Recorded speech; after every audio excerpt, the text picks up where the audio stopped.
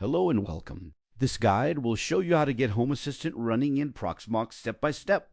All commands and links can, as always, be found in the guide below. To begin, download the Home Assistant iOS file by visiting the official site and copying the link.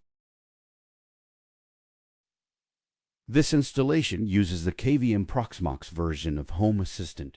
In Proxmox, open a shell on the node and use wget to download the file.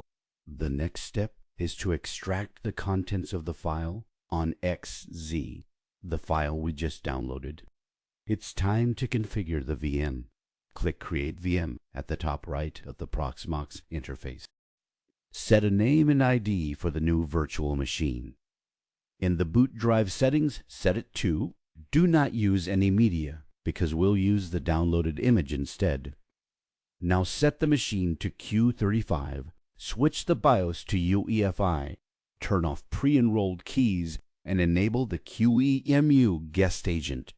Go ahead and delete the disk, since the image we downloaded already contains the proper disk configuration. We'll keep the CPU light here, just assign 2 cores. For RAM, the minimum is 2 GB, but I recommend setting it to minimum 4 GB. Let's move on to the network.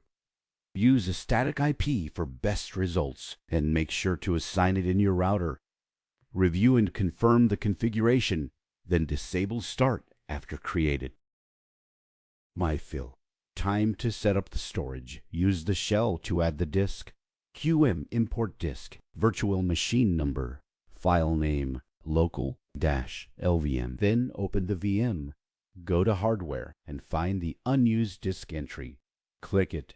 Turn on SSD emulation and discard. Then click Add to confirm. Go to Options. Boot order and set it to boot from the disk we just added. Time to power on the virtual machine and get it running.